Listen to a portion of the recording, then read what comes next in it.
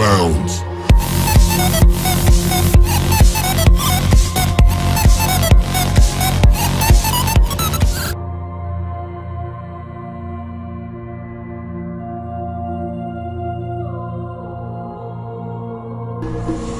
آئیے دوستو، آج ہم بات کرتے ہیں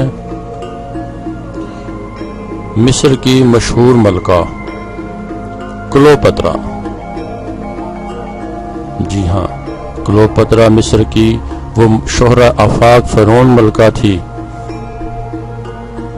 جس کے ہوش ربا حسن اور قیامت خیز جوانی نے سلطنت روم کے نامور جرنیلوں کو خاک و خون میں رنگ کر عظیم الشان سلطنت کو ہمیشہ کے لیے صفحہ ہستی سے مٹا دیا۔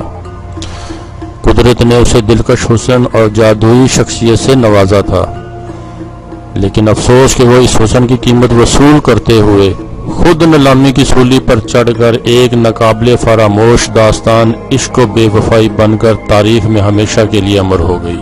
مصر کی ملکہ ایک تاریخ ساز عورت تھی۔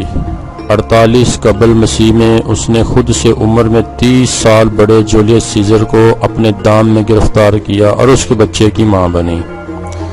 بعد میں اس نے مارک انتھونی کے ساتھ پینگیں بڑھائیں اور تاہم اس معاشرے کا انجام اچھا نہیں ہوا، اور جب انتھونی کو جنگ میں شکست ہوئی تو اس نے اور کلوپیترا دونوں نے اپنی زندگی کا خاتمہ کر ڈالا۔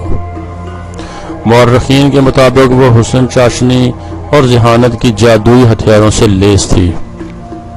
ایک پرسرار اور عیار عورت تھی جو سلطنت روم پر قابض ہونا چاہتی تھی، لیکن تاریخ میں فرعونوں کے کردار اور روایات کے مطالعہ کے بعد کلوپیترا کی شخصیت اور انجام کا تجزیہ قدرے مختلف ہے۔ تاریخ بتاتی ہے کہ 51 قبل مسیح میں کلوپیترا کا بڑا بھائی تخت نشین ہوا تو اس نے فرعونی روایات کے مطابق اپنی 11 سالہ کم سن بہن کلوپترا سے شادی کی۔ اس کی ہلاکت کے بعد 13 سالہ چھوٹے بھائی بطیموس نے تخت سنبھالا، تو اس نے بھی انہی روایات کے مطابق جب اپنی بہن سے شادی کی تو کلوپیترا 18 سال کی بھرپور جوان اور خاوند 13 سال کا نابالغ بچہ تھا۔ 11 برس کی عمر میں بڑے بھائی جیسے بھرپور مرد کے ہاتھوں میں جنسی کھلونا بن کر جنون کا آتش فشاں بن جانے والی کلوپیترا کے لیے 11 سالہ نابالغ خاوند اس کی فطری طلب میں آگ لگانے کا موجب بن گیا۔ ایک نابالغ خاوند کی ناقابل رفاقت نے کلوپیترا کو جنسی تسکین کے لیے خوب سے خوب مرد کی تلاش میں سرکردہ ایک ایسی جنسی بلی بنا دیا کہ جس نے پھر اپنی موت کو گلے لگانے تک کبھی پیچھے مڑ کر نہیں دیکھا۔ کمسن شاہ بطیموس کے اقتدار کا دور پر اشوب اور امور مملکت پر گرفت انتہائی کمزور تھی، مگر اس نے اپنے درباری امرا کی مدد سے منہ زور بیوی کلوپیترا کو مصر چھوڑ کر شام میں پناہ لینے پر مجبور کر دیا۔ بطیموس کی ہلاکت پر کلوپیترا نے خاندان فرعون شاہی کا تخت و تاج سنبھال کر خدائی کے دعوے دار فرعونوں کی روایات کے مطابق خود کو دیوی کہلانا شروع کر دیا۔ کلوپیترا کے مار کا عشق کا پہلا شکار روم کا وہ شہرہ آفاق حکمران جولیس سیزر تھا جو خاوند اور اس کی ثالثی کے لیے مصر آیا، مگر اس کے سحر انگیز حسن اور زلفوں کا اسیر ہو کر 2 برس تک مصر میں مقیم رہا اور بنا شادی رچائے ہی کلوپیترا کے ناجائز بچے کا باپ بن گیا۔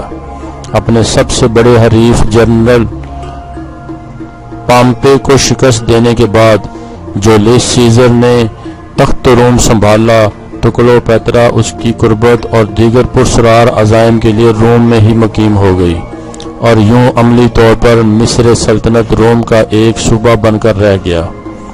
اپنے بے وفا دوست بروڈس اور رومی سینٹروں کے ہاتھوں جولیس سیزر کا قتل ہوا تو کلوپیترا اس کے مونا بھولے بیٹے اور نائب جنرل انتونی سے تعلقات بنا کر اس کے 3 بچوں کی ماں بن گئی۔ مارک انتھونی شاہ آگسٹس کا بہنوئی بھی تھا، لہذا کلوپیترا اور انہونی کا یہی تعلق دونوں کے درمیان جنگ و جدل کے سلسلے کا ایک سبب بنا۔ جنسی ہوش کے لیے مصر سے روم تک کی بھٹکتی ہوئی کلوپیٹرا کی یہ تیسری اور آخری شادی تھی۔ انتونی نے جنرل آکٹوین سے شکست کھائی تو کلوپیٹرا میدان جنگ سے فرار ہو کر ایک خفیہ پناہ گاہ میں جا چھپی۔ اس دوران اس نے انتونی کو شکست دینے والے فاتح جرنیل آکٹوین سے عاشقانہ راہ و رسم بنانے کی بھرپور کوشش کی مگر ناکام ہوئی۔ اس نئی آرزو میں بے مرادی کے بعد اس نے انتونی کے ساتھ بے وفائی کا جو کھیل کھیلا، اس کا نتیجہ صرف انتونی ہی نہیں بلکہ خود اس کے لیے بھی عبرتناک موت ٹھہرا۔ تاریخ کے مطابق اس نے اپنی ایک خادمہ کے ذریعے انتونی تک یہ افواہ پہنچائی کہ کلوپیٹرا نے اس کی شکست سے دل برداشتہ ہو کر خودکشی کر لی۔ عشق میں مبتلا انتونی نے اس افواہ کو حقیقت سمجھا اور تلوار سے اپنا سینہ چاک کر کے خودکشی کر لی، اور پھر انتونی کی خودکشی کی خبر سننے پر پچھتاوے کی آگ میں جلتی ہوئی کلوپیٹرا کو زہریلے مصری کوبرا سانپ سے ڈسوا کر تاریخ میں بے وفائی کی علامت بن کر ہمیشہ کے لیے زندہ ہو گئی۔ کچھ مورخین کے مطابق عیار کلوپیٹرا نے صرف جنسی تعلقات کے لیے نہیں بلکہ وسعت اقتدار کے لیے رومی سلطنت کو تباہ و برباد کر کے روم پر قابض ہونے کے لیے جولیس سیزر کی زندگی تک رسائی کی۔ لیکن کچھ مبصرین کے مطابق جولیس سیزر کے اپنے ہی قابل اعتماد دوست بروٹس کے ہاتھوں قتل میں بھی اسی کلوپیٹرا کا شاطرانہ ذہن کار فرما تھا۔ کچھ مبصرین کے مطابق اس نے اپنے شوہر انتونی کو شکست دینے والے جنرل آکٹوین تک رسائی حاصل کر کے اسی جنرل کی اہما پر انتونی کو بھی موت کی طرف دھکیلنے کی سازش کی ہوگی۔ دوستو، آپ کو ہماری ویڈیو پسند آئے تو سبسکرائب کریں، لائک کریں، شیئر کریں تاکہ آپ کو نئی اور اچھی معلوماتی ویڈیو ملتی رہے۔ شکریہ۔